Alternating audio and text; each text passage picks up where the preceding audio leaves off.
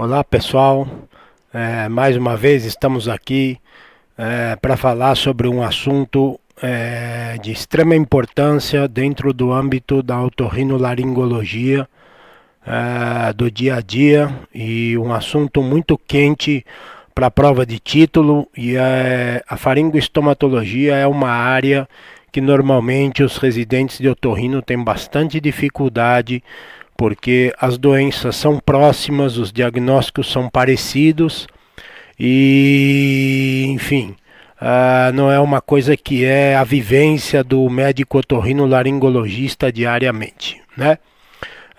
Eu sou o Dr. Jorge Borax, eu sou graduado em medicina, em odontologia, eu sou especialista em cirurgia crânio-maxilofacial pela Associação Brasileira de Cirurgia Crânio-Maxilofacial.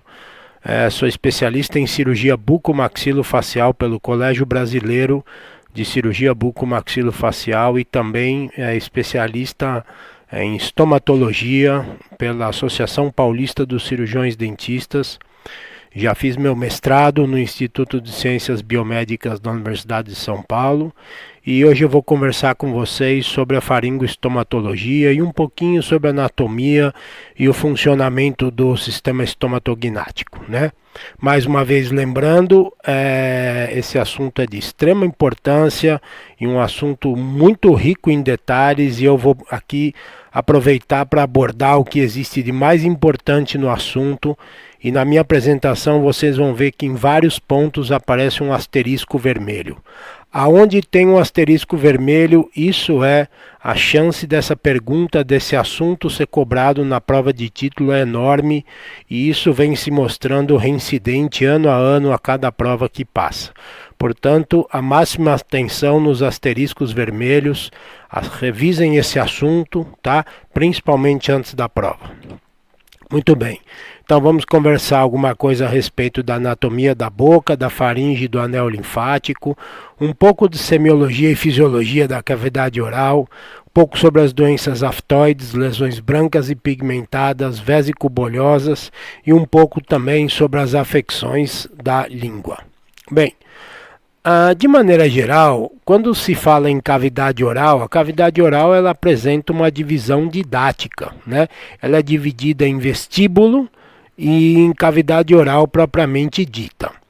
A cavidade oral, os limites da cavidade oral são o lábio superior, o lábio inferior anteriormente, lateralmente ela é limitada pelas bochechas, posteriormente pelo istmo das fauces, que é a entrada da orofaringe. O soalho da cavidade oral é composto pelo soalho bucal e superiormente pelo palato duro e palato mole. Como eu já disse, existe o vestíbulo da cavidade oral e a cavidade oral propriamente dita. Bom, e que parte é essa exatamente o vestíbulo da cavidade oral? O vestíbulo da cavidade oral é esse espaço compreendido entre os lábios, a bochecha e os dentes. Isso também recebe o nome às vezes de corredor bucal, tá? Mas de maneira geral, o nome correto é vestíbulo da cavidade oral. Ele é composto por camadas, né? Nós temos a pele, subcutâneo, músculos, imediatamente abaixo do músculo nós já temos as mucosas da cavidade oral. Esses fazem o limite lateral e anterior do vestíbulo. O limite profundo do vestíbulo da cavidade oral é dado pelos dentes. E esse tecido, essa camada de tecido composta que compõe a bochecha e os lábios, tem uma grande quantidade de glândulas salivares menores, né?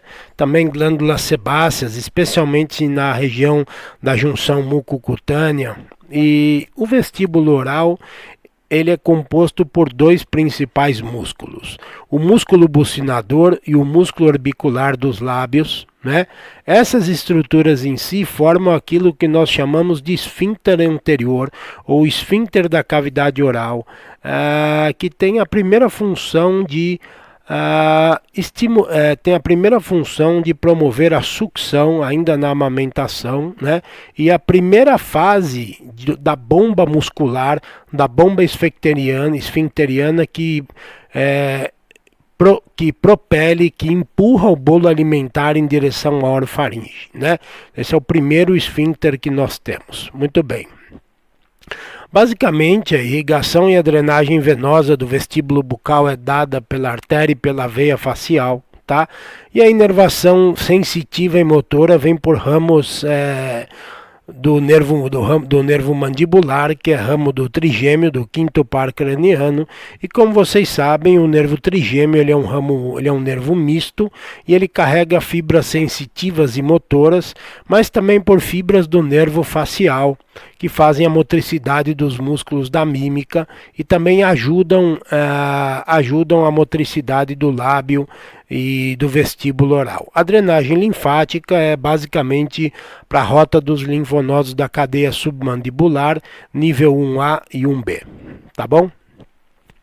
Como eu disse, a cavidade oral propriamente dita é o espaço que começa a partir dos dentes.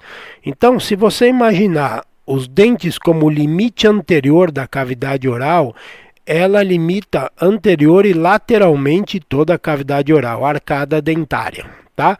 Superiormente ao palato duro e o palato mole, inferiormente ao soalho da boca, posteriormente ao istmo das fauces, né?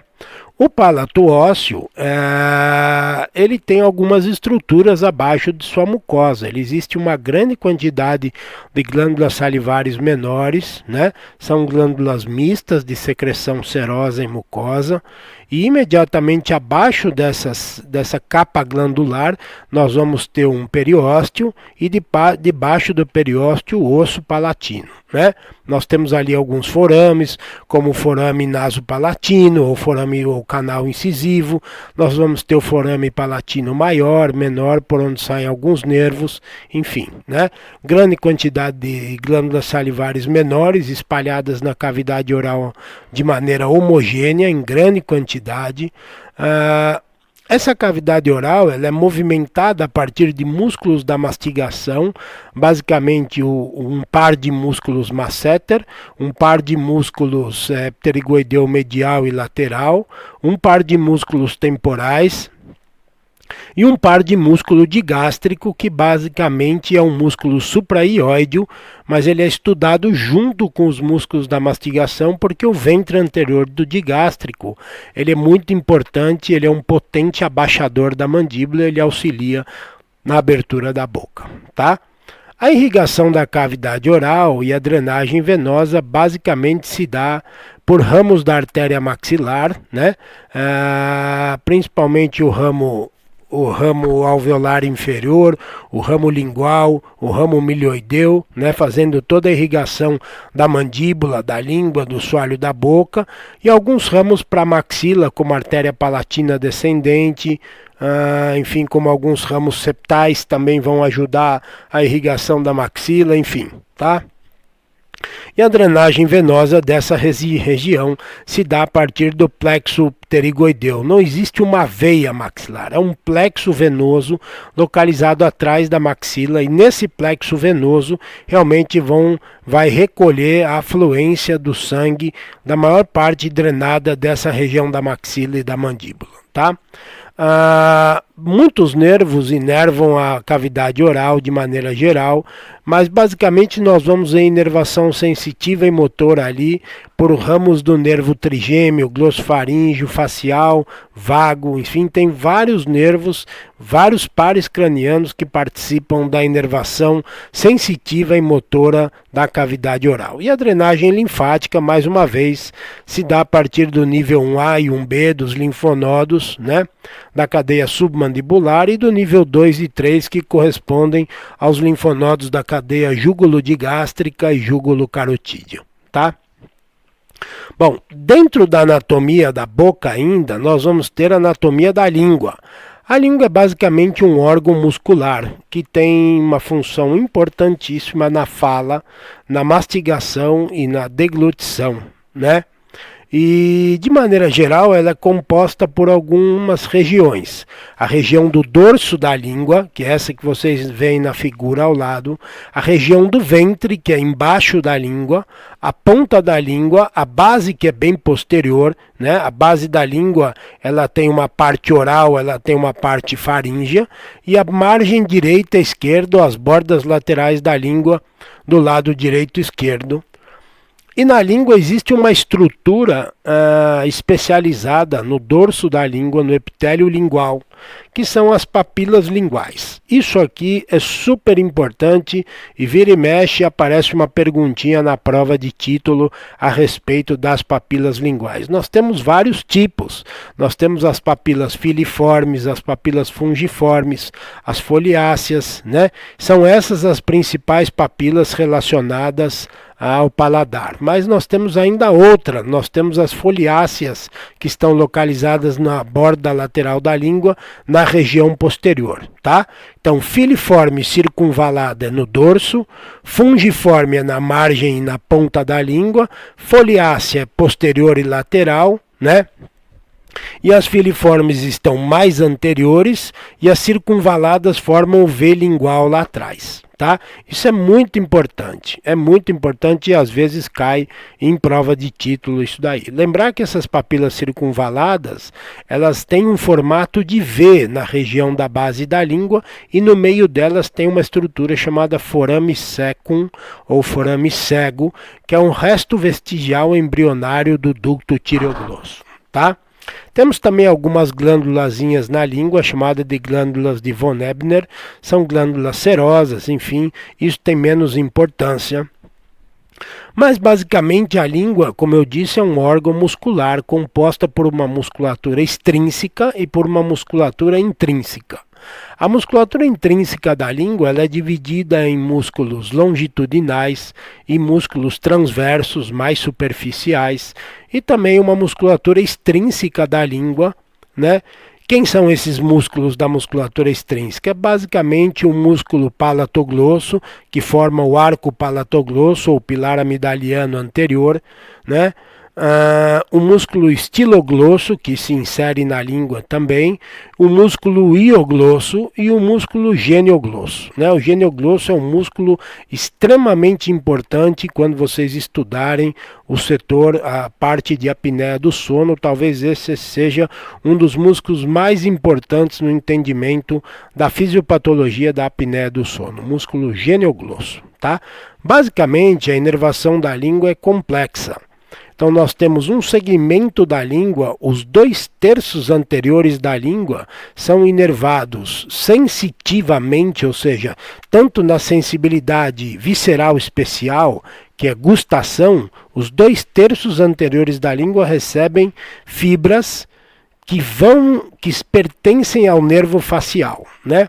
E a sensibilidade geral dos 2/3 anteriores da língua, eu quero dizer tato, pressão, dor, temperatura, vem por fibras que são provenientes, que vão em direção ou vão se agrupar no nervo mandibular do trigêmeo, tá? O nervo lingual do trigêmeo, que é um dos ramos do V3 do trigêmeo, tá? Muito bem, então isso é muito importante. Agora, a motricidade da língua não é nem no terço posterior da língua, quem faz essa função aí é o nervo glossofaríngeo, tanto da parte da sensibilidade geral, assim como da sensibilidade especial, tato especial, gustação, aí é o glossofaríngeo. Então, repetindo, 2/3 anteriores, sensibilidade geral, trigêmeo, sensibilidade especial, facial, terço posterior, sensibilidade especial e geral, nervo glossofaríngeo. Agora, a motricidade da língua, aí é o 12º par craniano, que é o nervo hipoglosso. A irrigação e a drenagem venosa vem pela artéria e a veia lingual, respectivamente, tá? E a drenagem venosa é a mesma da cavidade oral, a rota de drenagem linfática é linfonodos da cadeia 1A, 1B, submandibular e submental e também linfonodos do nível 2 e 3, que são os linfonodos júgulo-digástricos e júgulo-carotídeos, tá? Um pouquinho sobre a anatomia da faringe. Veja bem, a faringe é um órgão tubular, é um tubo de origem muscular, e a principal função da faringe é fazer a propulsão do bolo alimentar, uma vez que se inicia o processo de deglutição, a fase primária da deglutição na cavidade oral. Depois esse bolo alimentar ele tem um fenômeno de propulsão em direção ao trato digestório, em direção ao esôfago, e quem conduz esse bolo alimentar é a musculatura, é a atividade muscular constritiva da faringe, tá? Então a faringe tem limites. O limite superior da faringe é o tubérculo faríngeo, localizado no occipital. Existe uma porção petrosa do osso temporal que faz os limites laterais altos da faringe, e também a cartilagem cricoide, que é o limite inferior da laringe, tá? Didaticamente, a laringe é dividida em nasofaringe, orofaringe e laringofaringe. E o que é interessante de se notar é que cada uma dessas divisões da faringe muda, olha lá, muda o tipo de epitélio encontrado. Então, na parte da nasofaringe, nós vamos encontrar um epitélio colunar ciliado, mais glândulas mucosas. Esse epitélio lembra um epitélio do trato respiratório. Já na orofaringe, o epitélio muda e ele se torna um epitélio estratificado escamoso simples, assim como na laringofaringe, que já é um epitélio que lembra mais o sistema digestivo, né? A parte digestiva e não a parte respiratória, tá? Isso é muito importante, essa divisão anatômica. Bom, eu disse para vocês também que a faringe, ela é um órgão tubular, composta por músculos, e esses músculos da faringe, na verdade, eles têm a função de fazer a propulsão inferior do bolo alimentar. E para isso, a faringe consta com 3 constrições, né? Existe uma constrição no palato mole, ou seja, exatamente na transição da nasofaringe para a orofaringe, chamado de anel de Passavant, né? Um nome em desuso, um nome antigo, mas você ainda vê bastante na otorrino essa nomenclatura, que está justamente atrás do palato mole. Nós vamos ter uma segunda área constrictiva na faringe, que é a transição da orofaringe para a laringofaringe, e por último, o esfíncter esofágico superior, que corresponde à terceira constrição na transição da laringofaringe para o esôfago. Qual é a função dessas constrições? Justamente, elas vão fazendo a constrição no sentido de fazer a propulsão inferior do bolo alimentar, tá? Então, como eu disse, a nasofaringe é a porção mais alta da faringe, os limites superiores é a base do crânio, e lá na nasofaringe nós vamos encontrar algumas estruturas extremamente importantes. A primeira estrutura que eu gostaria de ressaltar aqui com vocês é o ósteo faríngico da tuba auditiva, né? Ele está localizado na rinofaringe, exatamente atrás dos cornetos, da cauda do corneto inferior. Aqui a figura mostra para vocês onde é que está o ósteo faríngico da tuba auditiva. Imediatamente atrás do ósteo faríngico nós vamos ter uma estrutura muscular que guarda dentro dela o esfíncter desse ósteo. Essa estrutura, ela chama-se torus tubário, né? Também mais medial, nessa região, nós vamos ter os coanos. Coanos, não é coana. Coana é nome antigo, né? Isso aqui chama-se coanos. Esse é o nome correto da nome anatômica atualmente, tá? Imediatamente atrás e acima do ósteo faríngico da tuba auditiva, mais ou menos nessa região, nós vamos encontrar o chamado recesso faríngeo, conhecido por fosseta de Rosenmiller.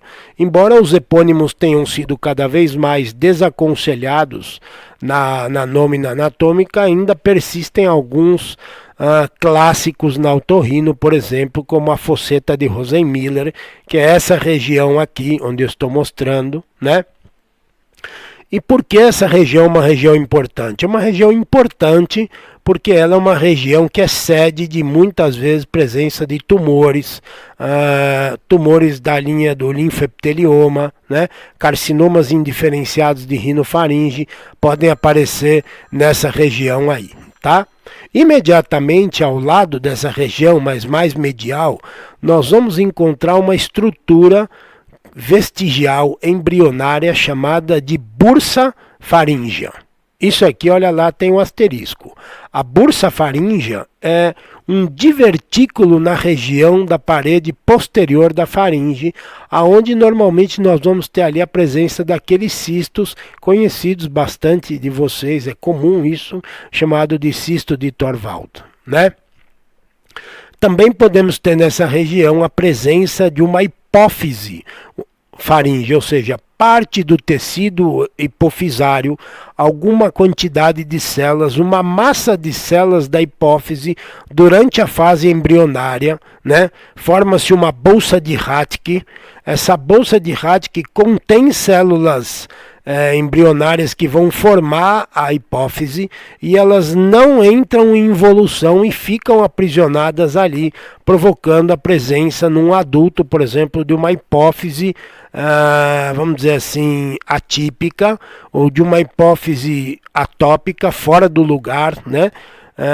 Geralmente sem função, tá? Mas isso, quando você vê, é um vestígio embrionário de uma estrutura chamada bolsa de Rathke. Tá? Isso não é comum de ver, mas às vezes cai em prova esse assunto. Bom, rapidamente nós vamos analisar um pouco da anatomia da orofaringe. Lembre-se que a orofaringe é essa estrutura delimitada. A abertura anterior da orofaringe nós vamos chamar de istmo das fauces, né? Que é entrada. Istmo significa entrada. As fauces é a própria faringe. Né? Então é a entrada da faringe. E por que é um istmo? Porque existe uma certa constrição nessa região. Constrição provocada por quem? Pelos arcos. O arco palatoglosso, que corresponde ao pilar amidaliano anterior, e ao arco palatofaríngeo, conhecido como também pilar amidaliano posterior. Tá? Então a essas estruturas nós damos os nomes de istmo das fauces, tá bom? Então nós temos os arcos, no meio dos arcos nós temos a fossa amidaliana, onde está localizada a amígdala palatina, né? Também chamado academicamente de fossa tonsilar. Já mais profundo, nós vamos ter a presença da epiglote, ainda na orofaringe, com as suas pregas medianas e laterais, são as chamadas pregas glossoepiglóticas, da epiglote para a língua. Tem a mediana, né, e as laterais, tá? Muito bem, vamos em frente. Já a hipofaringe, os limites dela, qual é o limite superior da hipofaringe? É a própria epiglote. Então ela vai da epiglote até a borda inferior da cartilagem cricoide. Acabou a cricoide, acabou a faringe, tá? Ali nós vamos encontrar as tonsilas linguais, né, as amígdalas linguais na base da língua. Nós vamos encontrar o chamado recesso anterolateral, que as pessoas chamam por aí de seio piriforme. A mucosa da laringe ela é uma mucosa especializada que vai desde que nós vamos ter uma mucosa especializada que recobre a cartilagem tiroide e também o osso hioide nessa região. Tá? Lembrar que existe dentro da laringe uma divisão de 3 estruturas. Nós vamos chamar de supraglote, tudo que está abaixo da borda da epiglote e acima das pregas vocais, essa é a supraglote. A glote é exatamente a região anatômica tridimensional das pregas vocais e imediatamente abaixo das pregas vocais e vestibulares nós vamos ter a região da subglote até o começo da traqueia. Tá? Isso é uma divisão clínica, não é anatômica, mas ela é bastante funcional e encontrada em muitas circunstâncias. Bom, como eu disse para vocês já há algum tempo atrás, né, que basicamente a faringe é um órgão tubular e muscular, e para isso ela tem vários músculos para fazer o papel constritivo dela. Basicamente são 3 grupos grandes de músculos que nós vamos encontrar na faringe. Nós temos os 3 constrictores, um mais superior, um médio e inferior. Né? Esses músculos eles estão localizados numa determinada maneira que quando eles se contraem, eles diminuem a luz da faringe, provocando a propulsão inferior do bolo alimentar. Só que a sobreposição desses músculos, uma sobre a outra, permite que em alguns lugares formem-se trígonos, espaços entre esses músculos em que a mucosa está, vamos dizer assim, fragilizada. A parede da faringe nessas regiões tem a mucosa, mas por trás da mucosa, em alguns momentos, por trás da parede da faringe não há reforço muscular, né? E isso nós vamos chamar de áreas de fragilidade muscular. Tem 2 importantes no pescoço. Uma é chamado de trígono de Leiner e a outra é chamado de trígono de Killian. Esse trígono de Killian, ele predispõe a formação de um tipo de divertículo que aparece geralmente no pescoço, uma doença rara, mas isso aparece, né? Chamado de divertículo de Zenker. Então, se alguém perguntar numa prova para você o que é um divertículo de Zenker ou aonde está localizado um divertículo de Zenker, você vai dizer que é uma fragilidade muscular por entre os músculos constritores da faringe, ok? Muito bem. A anatomia, a inervação da faringe é fácil. Praticamente 100% da anatomia da inervação sensitiva e motora da faringe vem por ramos do nervo vago. Só tem uma única exceção, que é o músculo estilofaríngeo. Esse é de responsabilidade sensitiva e motora do nervo craniano número 9, que é o nervo glossofaríngeo. Toda inervação da faringe, seja ela sensitiva ou motora, vem por ramos do nervo vago, que é o 10º par craniano, tá? A vascularização da faringe também é fácil. A artéria tiroideia superior e um pouco da artéria tiroideia inferior fazem a irrigação da porção superior da faringe, enquanto que a porção inferior da faringe fica a cargo da artéria faringeia ascendente, que é o primeiro ramo medial da artéria carótida externa, tá? Ah, não é da carótida interna? Não, a artéria carótida interna não tem ramos no pescoço, não tem ramos cervicais. Ela só vai dar ramo depois que ela penetrar no crânio, e aí sim ela vai dar alguns ramos lá, tá? Mas de maneira geral, ramos de artéria carótida no pescoço sempre é da carótida externa, tá? A drenagem venosa é pelo plexo venoso faríngeo e também pela veia jugular interna, tá? Um pouquinho da anatomia do palato mole para vocês. O palato mole, lembrar que ele tem uma face oral, que é voltada para a cavidade oral, e ele tem uma face faríngea, né, que é voltada em direção à nasofaringe. Existe uma diferença estrutural entre essas 2 faces do palato mole, inclusive com uma diferença de epitélio. A face oral é um epitélio estratificado pavimentoso, enquanto que na face faringe é um epitélio escamoso. Basicamente, em um você vai ver fibras do palato glosso, no outro você vai ver fibras do palato faríngeo. Tá? Isso é uma diferença anatômica estrutural que interfere na função do palato mole. Mas o palato mole também tem outros músculos, como o levantador do véu palatino, que levanta o palato mole em direção posterior, né? E o tensor do véu palatino, que controla a abertura da tuba auditiva. Tá? Eu disse para vocês agora há pouco que dentro do tórus tubário existia um esfíncter de um músculo, né? Um músculozinho, um esfíncter, que controlava a abertura do ósteo faríngico da tuba auditiva, dentro do tórus tubário. Quem controla esse esfíncter? Quem controla esse esfíncter basicamente é o músculo tensor do véu palatino. Isso aqui é uma pergunta super quente de prova, tá? O músculo tensor do véu palatino, ele controla ele controla o esfíncter do ósseo faríngico da tuba auditiva. Todos os músculos do palato mole são inervados pelo plexo faríngeo do nervo craniano número 9, o glossofaríngeo, exceto o tensor do véu palatino, que é pelo V3, o ramo mandibular do trigêmeo, tá bom? Não pode esquecer isso aí cai com frequência na prova. Bom, vamos em frente, vamos falar agora um pouquinho sobre o anel linfático de Waldeyer. Que já é um epônimo, como eu disse, já bastante em desuso. Hoje nós falamos em anel linfático da faringe. Esse anel linfático ele tem a função de vigilância imunológica.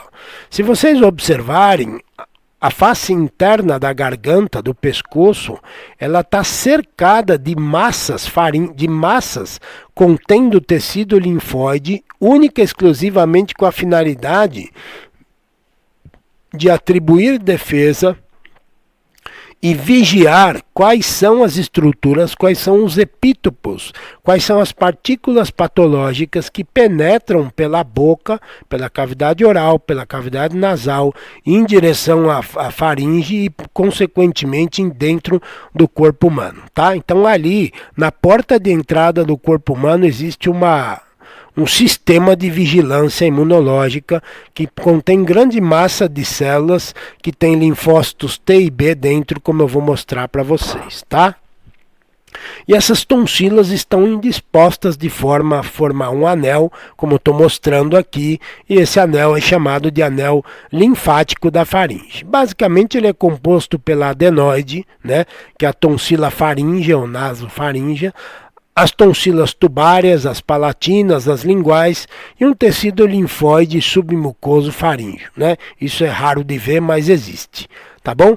As tonsilas palatinas, elas estão localizadas na fossa tonsilar, como eu já disse, imediatamente atrás das tonsilas, ou seja, lateralmente, profundamente as tonsilas, nós vamos encontrar a chamada fáscia faringobasilar, né? E também a artéria carótida interna, ela está aproximadamente 2,5 centímetros posterior e lateral à fossa tonsilar. A artéria carótida interna, ela passa muito próximo à porção mais profunda, ou seja, a parede lateral da fossa tonsilar, em torno de 2 a 2,5 centímetros para o lado e para trás, tá? Outro assunto que é quente na prova de título: quem inerva as tonsilas faríngeas? As tonsilas palatinas. Quem irriga? Quem irriga são ramos da artéria ramos da artéria facial, basicamente representados por uma artéria chamada de artéria tonsilar. Então, o ramo tonsilar da artéria facial é quem faz a maior parte da irrigação das tonsilas palatinas, tá? Também ajuda a artéria palatina descendente de cada lado, mas basicamente mais importante é o ramo tonsilar da artéria palatina, tá? As tonsilas palatinas contêm aproximadamente de 10 a 20 criptas. Vamos ver o que acontece dentro de cada uma dessas criptas. O epitélio dessa tonsila é um epitélio estratificado escamoso, tá? E dentro das criptas, como eu disse, existem 4 compartimentos linfóides. Nós vamos ter um compartimento epitelial reticular, né, chamado epitélio reticular da cripta, que contém células dendríticas. O que são células dendríticas? São células do sistema imunológico que vão pegar aquele antígeno, aquele agente agressor, aquele agente patogênico e vão levar esta célula ou esse agente para dentro do linfócito T. Vão apresentar, as células dendríticas vão apresentar esse antígeno ao linfócito T. Qual linfócito T? Não é o linfócito T NK, que é o natural killer, e sim ao linfócito T helper. Esse linfócito T é a célula por isso que as células dendríticas também são chamadas de células APC, células apresentadoras de antígenos, tá? Muito bem. esse linfócito T, ele vai olhar esta célula, esse patógeno, aonde ele está, numa área chamada de área extrafolicular. Então, o patógeno é captado dentro da cripta. As células da APC, as células dendríticas, vão levar eles para a área extrafolicular, apresentar eles ao linfócito T, e o linfócito T vai dizer, olha, para esse tipo de patógeno, nós vamos responder com uma resposta celular, ou seja, outros linfócitos T, outros monócitos, macrófagos e outras células de defesa vão se aproximar desse patógeno para destruí-lo. Ou então, aqui é necessária uma resposta humoral, e para isso eu vou me utilizar de linfócitos, eu vou me utilizar de imunoglobulinas produzidas pelo linfócito B. Então, o linfócito T, ele chama o linfócito B, que está ali do lado dele, numa região mais profunda, chamada zona do manto, do folículo, e o linfócito B ali começa a produzir imunoglobulinas contra aquele patógeno, e lá no fundo da cripta, dentro da cripta tonsilar, nós temos uma estrutura denominada de folheto germinativo. Dentro do folheto germinativo, nós temos uma estrutura denominada de centro germinativo folicular, onde estão as células imaturas, tá? Bom, rapidamente nós vamos ver também alguma coisinha sobre a fisiologia da cavidade oral. Uma coisa que é muito importante é que dentro da fisiologia da gustação nós conseguimos sentir alguns sabores: salgado, doce, azedo, amargo, metálico, e agora parece que existe um novo sabor chamado de umami, né? Seria um sabor mais ou menos comparado ao do glutamato de soja, mas isso não está bem explicado, tá? Bom, para que a língua possa fazer a gustação, nós precisamos ter botões gustativos.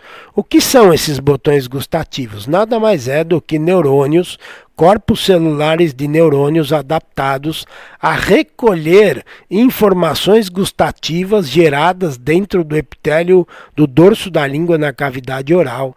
E essas informações são transferidas através dos nervos até o sistema nervoso central e interpretadas como paladares, tá? Só que esses botões gustativos não são específicos. Não existe um botão gustativo para o salgado, um para o doce. São botões gustativos e ponto final. Como isso se dá?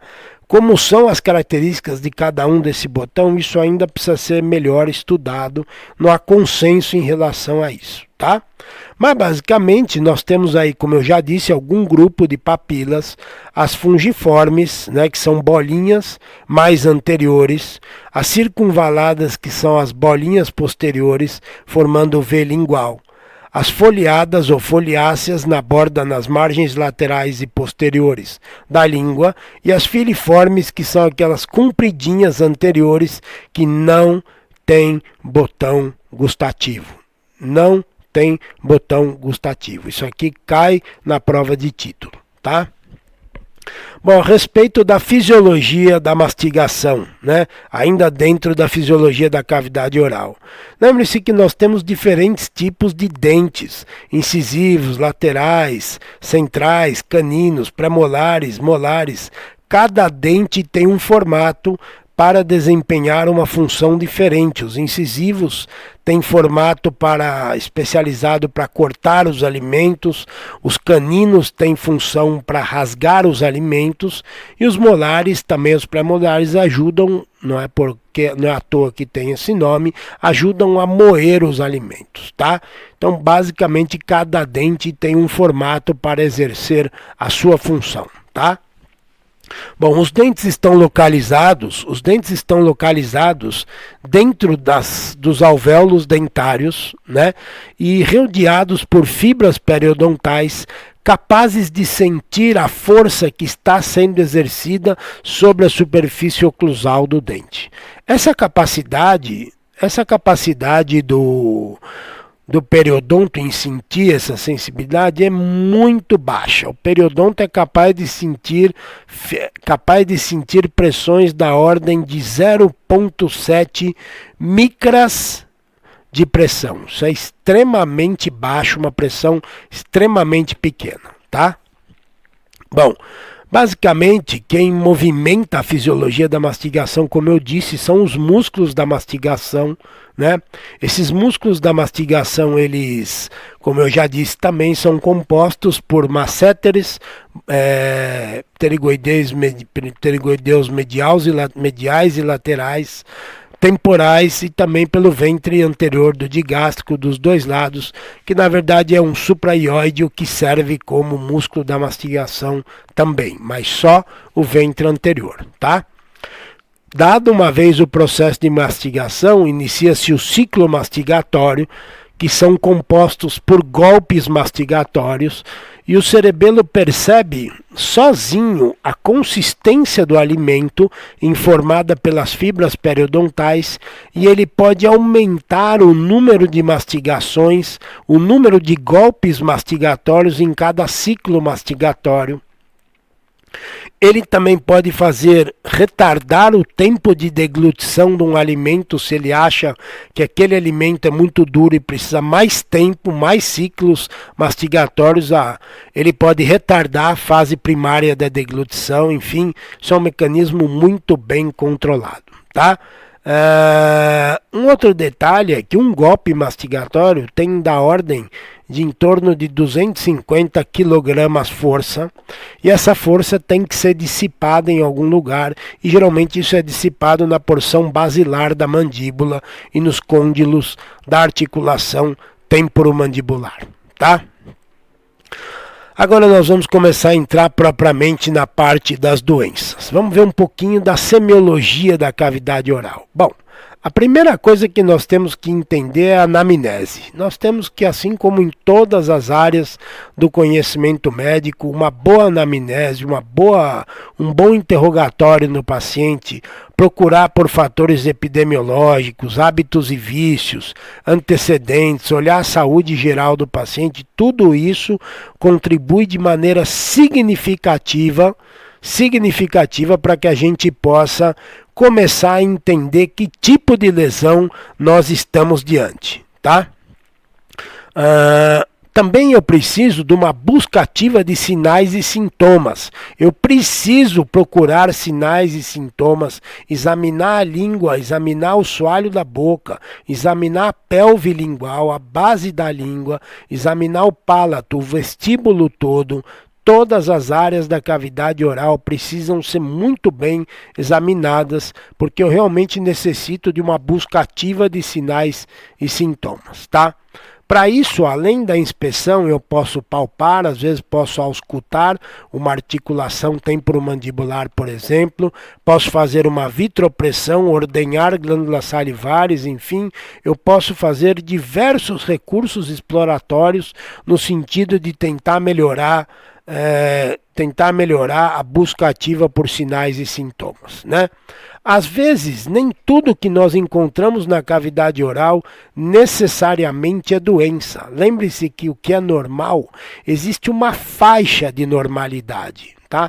Uma faixa. Então aqui eu dou dois exemplos. Isso aqui é um tórus tubário na região do palato do paciente, é um aumento ósseo. Isso aqui é uma variação da normalidade, né? Aqui nós temos a chamada glossite romboide mediana, é uma chamada língua geográfica, ou chamada glossite migrans, que também pode ser considerada uma variação anatômica, uma variação dentro da normalidade do paciente. Bom, a primeira doença que nós vamos estudar são as doenças aftoides, que de maneira geral são úlceras na cavidade oral de tamanho e quantidade variados. O que é importante lembrar é que essas úlceras elas aparecem em mucosas que não são queratinizadas. Se você ver uma ferida, se você ver uma úlcera na gengiva inserida, na porção da gengiva que recobre os dentes e o osso alveolar, muito provavelmente esta afta ou esta ferida ou esta úlcera não deve estar dentro do grupo das doenças aftoides, tá? Pode ser uma úlcera traumática, pode ser uma neoplasia, enfim, mas não deve ser uma doença aftoide. Bom, a primeira das doenças aftoides que nós vamos estudar é a estomatite aftoide recidivante, que geralmente acomete crianças e adolescentes. Dura mais ou menos, são recidivas que vão 3, 4 vezes no ano, mas geralmente são durações longas, podendo chegar a 1 ano de recidivas, né? Os intervalos são regulares, a cada 15 dias, 30 dias forma uma afta. Elas cumprem um ciclo e desaparecem de 1 a 4 semanas. São bem prevalentes, em torno até de 20% na população, podendo ser ainda maiores em pacientes portadores de HIV, né? É mais frequente isso aí ainda.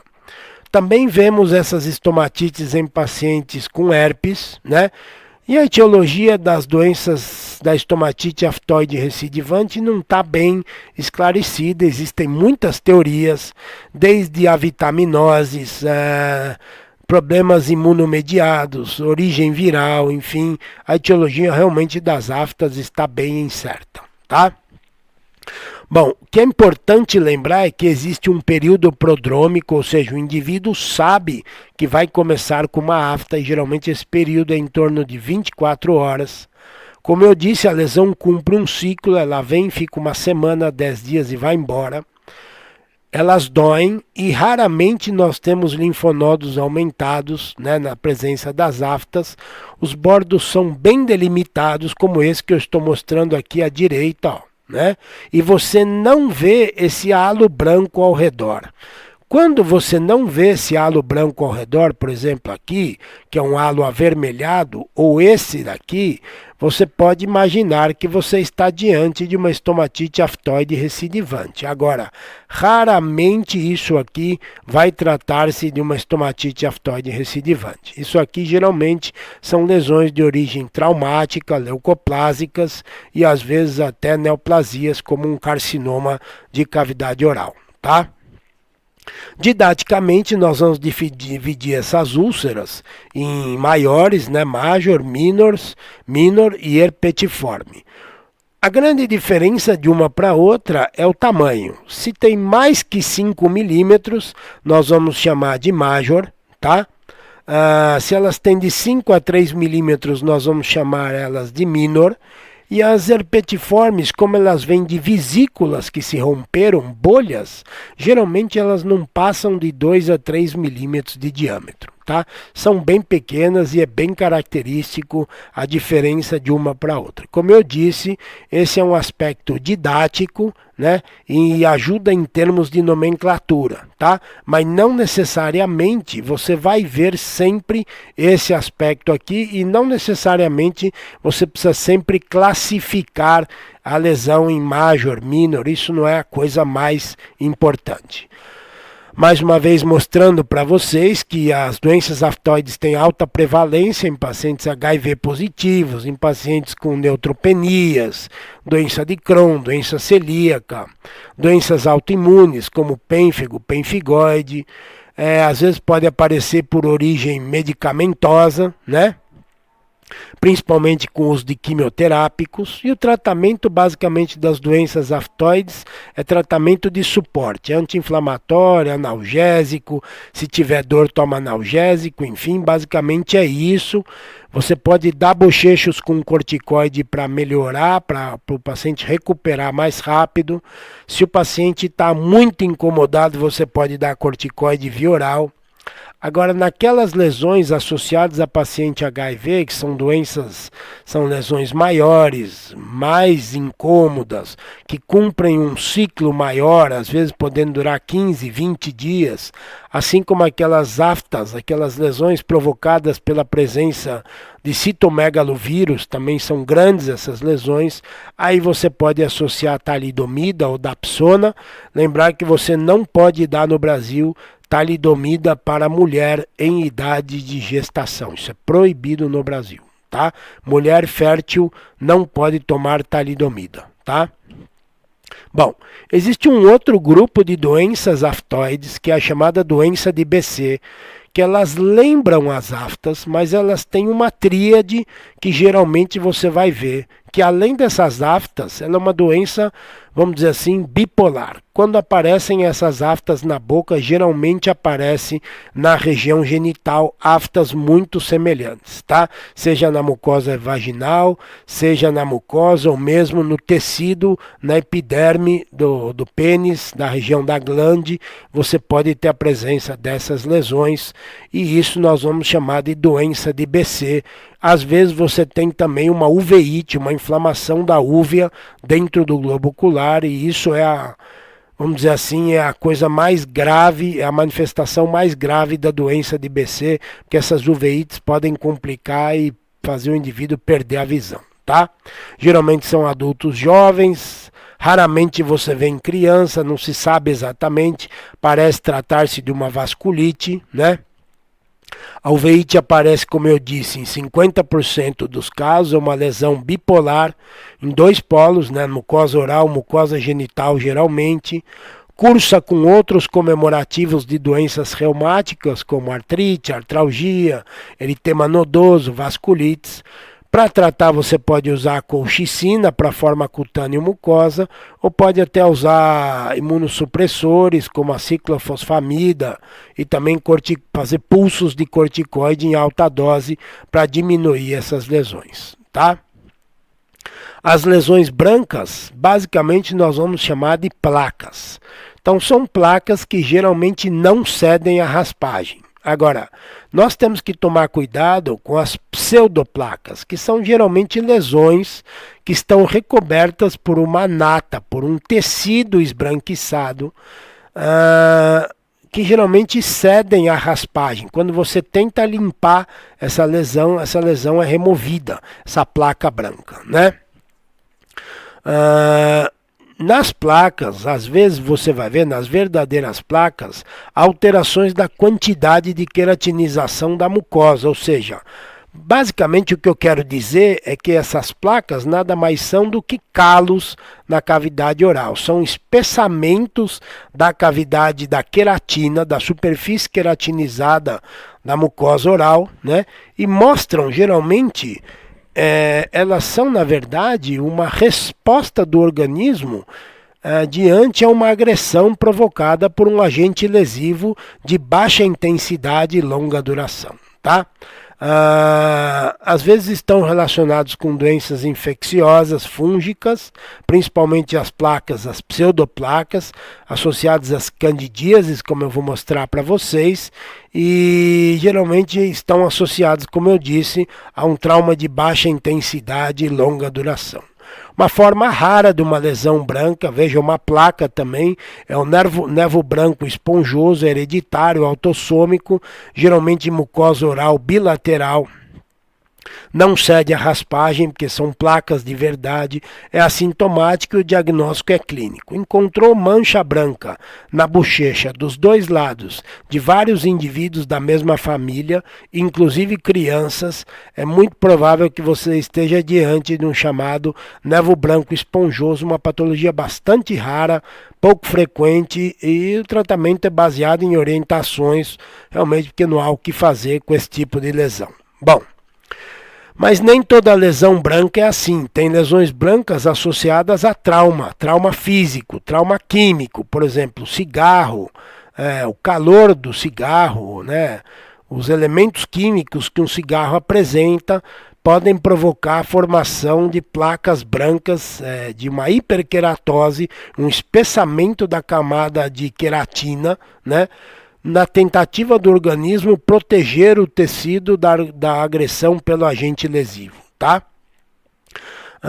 Nós temos um trauma agudo que faz geralmente uma úlcera nós temos um trauma crônico que geralmente faz uma leucoplasia. É muito importante, nesse momento, você fazer uma boa anamnese e tentar entender se realmente existe um trauma e que tipo de trauma você está lidando. Se é um trauma agudo, se é um trauma crônico. E é fundamental, no sucesso do tratamento dessas lesões, você remover o agente agressor. Veja aqui alguns exemplos. Aqui nós temos uma úlcera traumática, um menininho mordeu o lábio, então aqui essa placa branca, na verdade é uma crosta de fibrina na cavidade oral. Aqui nós temos a linha alba, onde as cúspides vestibulares dos dentes machucam a bochecha do indivíduo, e isso aqui é um trauma físico, e aqui um trauma físico e químico provocado no palato do indivíduo, né, promovendo hiperqueratose ou leucoplasia ao redor das papilas, ao redor das glândulas salivares menores do palato, chamando aquela patologia que nós chamamos de uma estomatite nicotínica, tá? Bom, uma das lesões brancas mais importantes que nós temos é a candidíase, e geralmente as espécies que nós temos de candidíase é a albicans, a glabrata e a tropicalis, e nós temos duas maneiras como a cândida se encontra. Nós podemos encontrar ela em forma de hifas, que aí sim é a forma patológica, e nós podemos encontrá-la de forma leveduriforme. Quando você encontra leveduras de cândida pelo sangue ou nos tecidos, geralmente é uma forma branda, né? Ela não está ativa.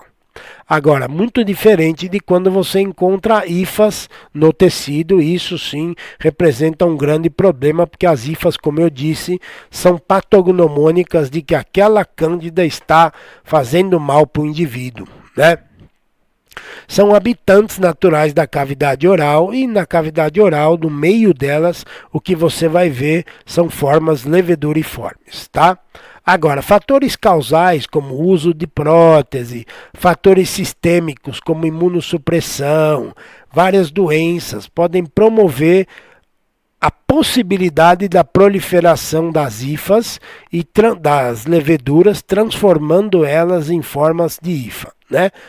Principalmente quando você tem imunossupressão, o que você vai ver é que além das lesões na cavidade oral, você também vai ver lesões aonde? Você vai ver lesões na região do esôfago e também na região do trato respiratório, tá? Lembrar que quando ela vira para a forma de hifa, vira para a forma patológica, ela adquire capacidade queratolítica. Ela destrói a camada de queratina da mucosa da cavidade oral, e o que você vê é uma invasão dentro do tecido conjuntivo provocado pela hifa, né? E aí sim isso vai dar aquele aspecto debaixo daquela camada que você raspa, chamado de uma lesão ulcerada, uma úlcera atrófica. E isso você vê no exame histopatológico. A biópsia demonstra essa invasão conjuntiva das hifas no tecido, e aí sim você pode falar que aquela candidíase é patológica, tá? Existe uma certa associação entre candidíase e glossite romboide mediana. Bom, como eu disse, as formas clínicas da candidíase, a mais comum é a pseudomembranosa, que é essa que tem essa capa branca, mas também você pode ver a eritematosa, você pode ver aqui no canto da boca, na comissura labial, você pode ver aqui uma chamada quelite angular. E como eu disse, também existe a glossite romboide mediana, que é a presença de hifas no dorso da língua, promovendo um aumento de volume na região do dorso da língua. Isso provoca aquilo que nós vamos chamar de lesão em espelho. Então, o que é lesão em espelho? O indivíduo tem uma candidíase no palato e aqui uma glossite romboide mediana no dorso da língua, tá?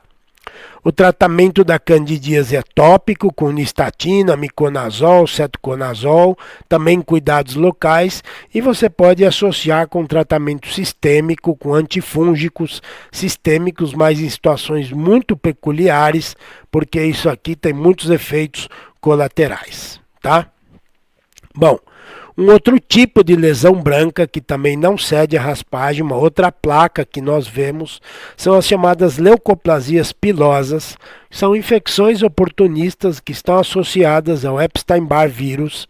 E quando você encontrar esse tipo de lesão, muito provavelmente você está diante de um paciente portador de HIV positivo. Então, é quase patognomônico de HIV positivo você ver leucoplasia pilosa em bordo lateral da língua, que nada mais são do que essas placas brancas que eu estou mostrando aqui para vocês, tá?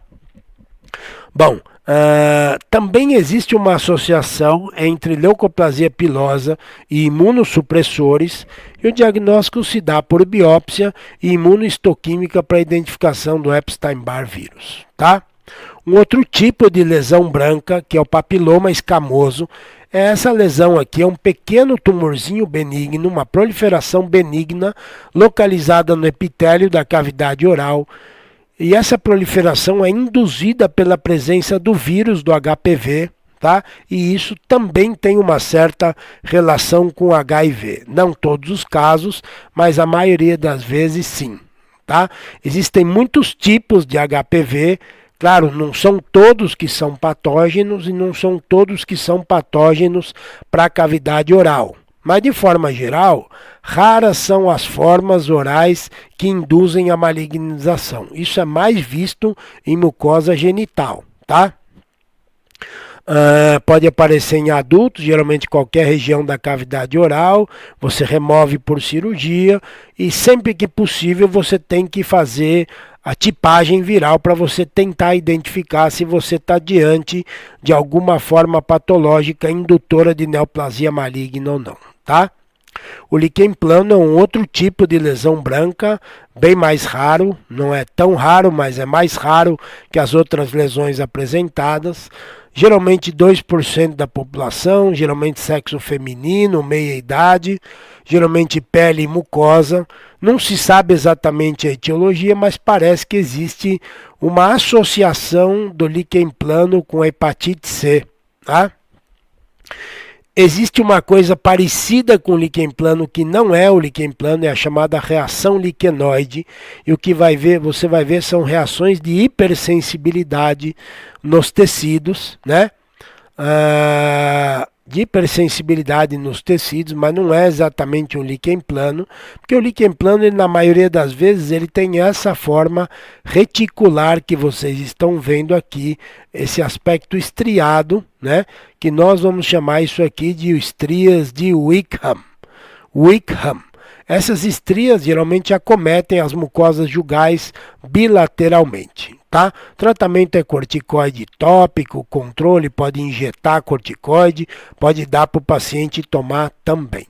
Bom, ainda dentro do grupo das lesões brancas, nós temos a quelite actínica, que são placas brancas que geralmente estão presentes no lábio inferior, muito relacionadas com a exposição solar. Geralmente homens brancos com mais de 40, 50 anos de idade, com atividade na lavoura, geralmente vão apresentar essas placas brancas aqui no dorso, no lábio inferior, e isso aqui geralmente é relacionado a doença pré-maligna, né, uma lesão cancerizável, e isso precisa, na maioria das vezes, ser removido. O diagnóstico é clínico e confirmado por histopatologia, e você, obviamente, precisa prevenir uma nova incidência, ou mandar o cara usar protetor solar, boné, chapéu, etc., para não ter outras dessas lesões, tá?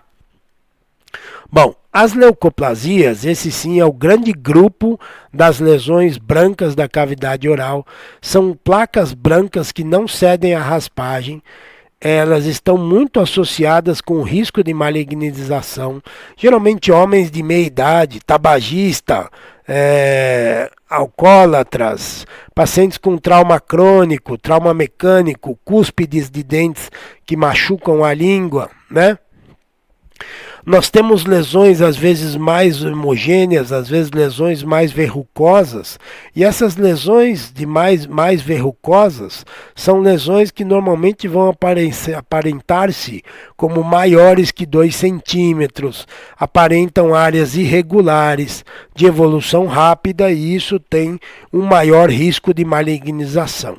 Pacientes também que fumam, bebem álcool, sol, envelhecimento também aumenta o risco da malignização dessas doenças. A biópsia ela deve ser feita e você pode às vezes utilizar-se de um teste chamado de teste de Sheed, o que você usa azul de toluidina para identificar áreas que existe muita atividade de proliferação celular. Nessas áreas você deve biopsiar, sempre no intuito de tentar localizar a presença de carcinoma, a presença de possível carcinoma nessas lesões, e aí sim promover a remoção completa, fazendo o diagnóstico precoce de um carcinoma na cavidade oral. O tratamento, 99% das vezes, é cirúrgico e, obviamente, afastar o trauma crônico, tá?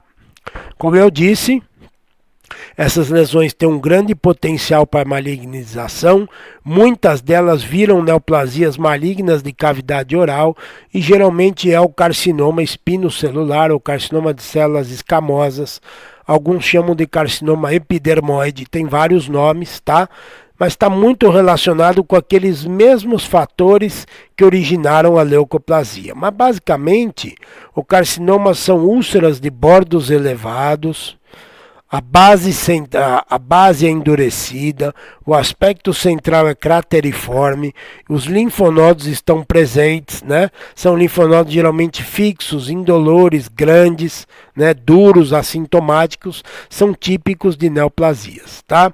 O diagnóstico é clínico, tem que fazer biópsia, o tratamento geralmente é cirúrgico e pode fazer quimio ou radioterapia dependendo do estadiamento em cada caso, tá?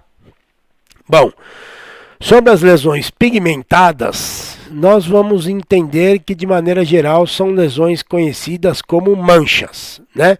São lesões, vamos dizer assim, melanocíticas, a maior parte delas compostas pelo grupo dos nevos, pigmentações e um tumor chamado melanoma.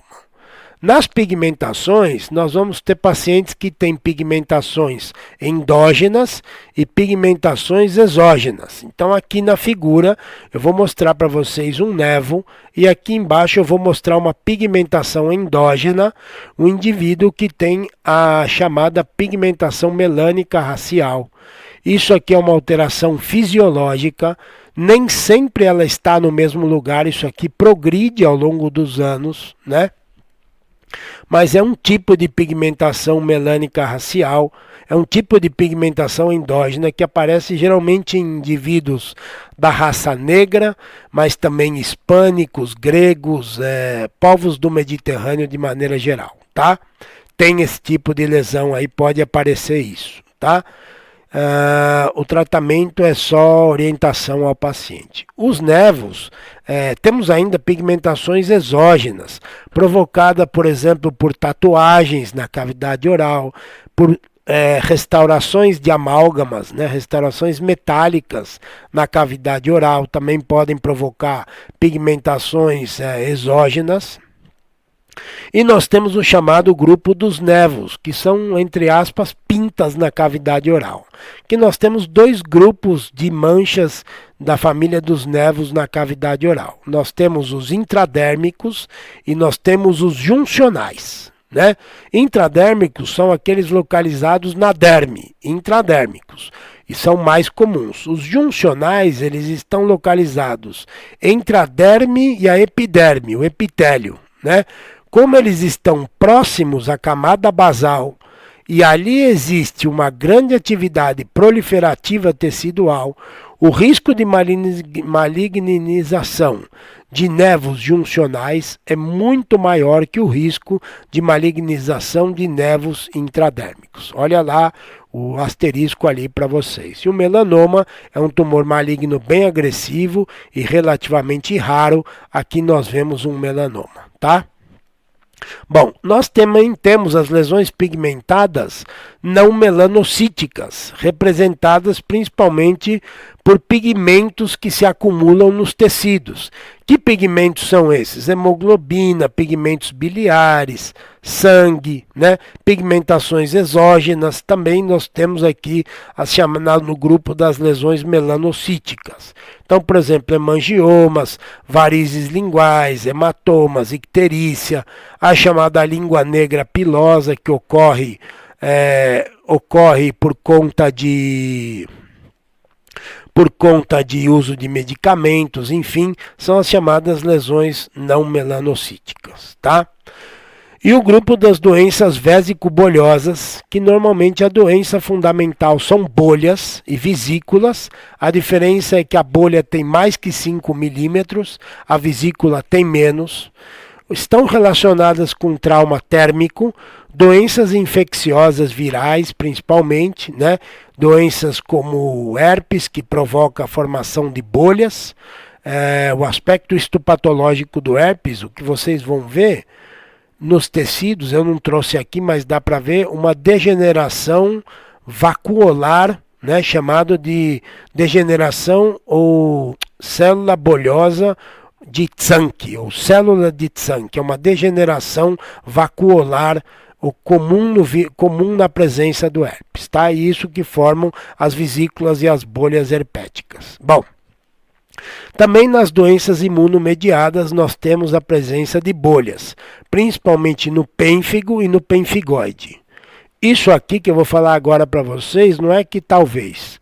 Isso aqui vai cair na prova de vocês. Eu disse que vai cair na prova de vocês. As vesículas e bolhas do herpes são vesículas dentro da epiderme e, portanto, intraepidérmicas. Portanto, suprabasal, acima da camada basal. As vesículas e bolhas do pênfigoide, que é uma doença parecida com herpes, são bolhas subepidérmicas, portanto intradérmicas. Elas estão dentro da derme e não dentro da epiderme. Isso aqui é super importante e isso deve cair alguma pergunta para vocês na prova, tá? Lembrar que o pênfigo é uma doença, o pênfigo é uma doença, o pênfigo é uma doença em que nós vemos uma produção de anticorpos contra a presença de hemidesmossomos, promovendo a presença de bolhas intraepiteliais, né? São anticorpos dirigidos contra proteínas de adesão celular, localizadas nos desmossomos e nos hemidesmossomos. Geralmente acometem povos do Mediterrâneo. Tem períodos de remissão e atividade. O que você vai ver é essa célula chamada presença de células de Zancke, que são células, que é esse tecido que você vê aqui, né? Uma degeneração, uma perda, uma ruptura entre o epitélio, o tecido epitelial e o tecido dérmico. Isso aqui promovendo esse tipo de sinal clínico que nós vemos aqui, chamado de sinal de Nikolsky, ou seja, você faz uma raspagem na cavidade oral do paciente, forma uma bolha e algum tempo depois, minutos depois, essa bolha se rompe, formando o chamado sinal de Nikolsky, que é esse sinal que histologicamente mostra o epitélio se rompendo, a epiderme se rompendo da derme. O diagnóstico é feito principalmente por imunofluorescência direta e o tratamento é corticoide e dapsona nas crises e laser pode ajudar a dar mais conforto para o paciente também, tá? O pênfigoide bolhoso também são anticorpos dirigidos contra proteínas de adesão intercelular, mas basicamente hemidesmossomos na membrana basal. É uma doença, o pênfigoide bolhoso é a doença autoimune mais frequente de todas. É muito mais frequente que o pênfigo. Praticamente 10 casos por milhão por ano, e geralmente são indivíduos mais idosos que têm o pênfigoide. As bolhas geralmente são subepidérmicas. As bolhas estão localizadas abaixo da epiderme, né? Portanto, as bolhas são intraepiteliais. Desculpe, intradérmicas, subepiteliais, né? Está muitas vezes associado com medicações como furosemida, enalapril, losartana, amiodarone, etc. Tá? E o tratamento é também com imunossupressores. Você pode ter a presença de pemfigoide usando para tratar o pemfigoide você pode usar imunossupressores. Bom, uma outra doença vésico-bolhosa bastante rara, não é comum isso, é o chamado eritema multiforme, que são pequenas lesões, pequenas feridas, pequenas doenças, pequenas bolhas na cavidade oral. Geralmente não maiores do que 3 centímetros de diâmetro, formam as chamadas lesões em alvo, né? Geralmente acomete os lábios, né? E o vestíbulo da cavidade oral é bastante acometido. Essa lesão ela pode evoluir para uma forma mais grave, chamada de síndrome Stevens-Johnson. As lesões são ainda pequenas, menores que 3 centímetros. Nós temos ainda aquelas lesões em alvo, mas o indivíduo já pode ter febre e praticamente essas lesões na síndrome de Stevens-Johnson acomete menos de 10% da superfície corporal. Agora, existe uma forma grave dessa doença, chamada de necrólise epidérmica tóxica ou doença de Lyell, né? Bastante grave, que geralmente leva o indivíduo a óbito na maioria das vezes. São lesões grandes, o envolvimento mucoso é intenso, a área corporal acometida maior que 20% e geralmente são lesões bolhosas localizadas pelo corpo inteiro. O que vai diferir uma lesão da outra é a quantidade da superfície corporal acometida. Então veja aqui o eritema multiforme, uma lesão que acomete os lábios, mas também a língua, geralmente em indivíduos jovens. Como eu disse, essas lesões também são mais comuns em pacientes HIV positivo, é um quadro agudo, autolimitado. As úlceras geralmente regridem espontaneamente, né? Se disseminam por toda a cavidade oral e formam essas lesões como essas que a gente vê aqui, chamadas lesões em alvos, né? Lesões em alvo. O Stevens-Johnson já é mais agressivo, pode ter febre, até 10% da superfície corporal. Você pode também no Stevens-Johnson ter outras mucosas envolvidas, como a mucosa nasal, conjuntiva e etc. Tá? E realmente a forma mais grave, mais tóxica, mais comprometedora dessa doença é a necrólise epidérmica tóxica, que acomete mais de 20% da área corpórea, bem agressiva. É um quadro agudo extenso, né? Geralmente essa doença visceraliza, ela compromete o pulmão, olho, função renal. São úlceras grandes, obviamente maior que 3 centímetros, a internação imediata e a mortalidade dos pacientes portadores dessa doença é muito alta. Bom, rapidamente, para acabar, eu vou explicar para vocês mais uma vez algumas afecções de língua. Eu já disse para vocês que a língua tem uma anatomia específica, ela tem músculos extrínsecos e intrínsecos, eu já disse, ela tem um epitélio especializado e ela tem papilas linguais.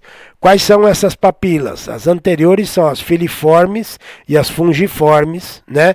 As compridinhas na frente são as filiformes e as bolinhas na frente são as fungiformes. Nós temos aqui do lado as foliáceas ou foliares e essas bolonas aqui atrás são as circunvaladas e aqui em preto no meio nós temos o forame secum ou forame cego, que é um ducto vestigial, é um resto vestigial embrionário do ducto tireoglosso. Tá? Basicamente nós temos algumas, como eu disse, algumas afecções de línguas bastante comum, chamada língua fissurata, que é a língua aplicata. 5% dos pacientes, isso é assintomático. Existe uma associação disso com língua geográfica, a literatura fala em 50%, mas isso não acontece na prática, mas uma coisa importante lembrar que esse é um dos aspectos de uma doença chamada de síndrome de Melkenson-Rosenthal, que é uma síndrome em que você vai ter paralisias faciais de repetição, e uma das características dessa síndrome é a língua fissurada. Nós temos a língua geográfica, a glossite migrans, altamente prevalente, tá? Aqui 3%, mas é maior. Alguns chamam isso de uma mucosite psoriasiforme, mas por outro lado é rara em pacientes com psoríase. E geralmente onde você vê, existe uma atrofia temporária das papilas linguais, principalmente das papilas filiformes, que depois que a lesão muda de lugar, esse epitélio se refaz novamente. A glossite romboide mediana é uma doença rara, pouco frequente. Alguns falam que isso é uma infecção fúngica, alguns falam que isso é uma doença autoimune, outros falam que isso é traumático, enfim, não se conhece a etiologia. De qualquer forma, o tratamento com bochechos com antifúngico também não mostra grandes resultados, mas geralmente o que fala a favor de ser uma lesão fúngica é que você vê uma lesão em espelho. Às vezes você vê uma candidíase no palato e uma glossite romboide mediana no dorso da língua, porque aquela língua fica ali encostada no palato quando o indivíduo está com a cavidade oral fechada, e pode ser que nada mais seja do que um processo inflamatório no dorso da língua provocado pela candidíase patológica no palato. Isso não está bem explicado ainda. Muito bem. Uma outra afecção de língua são as deficiências vitamínicas, provocam a chamada atrofia lingual. Não se sabe exatamente se é uma deficiência vitamínica, ferro, ácido fólico, isso é assintomático. As investigações clínicas, as sorologias e exames de maneira geral, dá absolutamente inexpressivo, sem resultado. Enfim, é mais um achado do exame físico, uma constatação clínica do que de fato uma doença em si. Tá bom? A macroglossia, que não é comum em pacientes pediátricos, geralmente está associado com pacientes com síndrome de Down, provoca alterações no desenvolvimento do esqueleto crâniofacial. O diagnóstico é clínico, você observa um paciente com macroglossia e você basta orientar o paciente, e às vezes você pode operar uma macroglossia. Se isso realmente estiver incomodando muito o paciente, você pode operar, tá? A anquiloglossia, alguns chamam isso de língua presa, é comum, 10% das crianças. Não se conhece exatamente por que uma criança nasce com anquiloglossia. O diagnóstico é clínico, o tratamento é cirúrgico, basta fazer um cortezinho e precisa conjuntamente do acompanhamento fonoaudiológico para você acompanhar o desenvolvimento da fala e da dicção dos pacientes. Bom, mas a patologia de língua mais preocupante e a mais importante são os carcinomas de língua. O carcinoma, e a principal deles, é o espino celular. Eu já disse isso para vocês, 90% das patologias geralmente associadas a traumas de baixa intensidade e longa duração, ainda mais associado em sinergismo com álcool e fumo, né? Geralmente são úlceras de bordo elevado, base endurecida, aspecto central crateriforme. Os linfonodos podem estar presentes e tem aquelas características de linfonodos neoplásicos que eu também já mencionei. Linfonodo duro, fixo, indolor e assintomático. O tratamento geralmente é cirúrgico e pode fazer também químio ou radioterapia. Nós temos outras afecções de língua, como úlceras traumáticas, varizes linguais, varicosidades linguais, a leucoplasia pilosa, que eu já disse também para vocês, tá bom? Basicamente era isso que eu queria dizer. Eu acho que de uma maneira muito rápida, obviamente isso é uma revisão, né? Eu pude aqui abranger a maior parte dos assuntos mais importantes da da faringoestomatologia e da anatomia, e eu acho que com isso vocês já têm matéria e arsenal suficiente para responder com segurança a maior parte dessas perguntas que aparecerem na prova de título. Do mais, só me resta agradecer mais uma vez a atenção de todos vocês, desejar a vocês uma excelente prova e espero encontrá-los todos nos congressos, nos eventos, nos cursos da nossa especialidade. Ok? Até uma próxima oportunidade.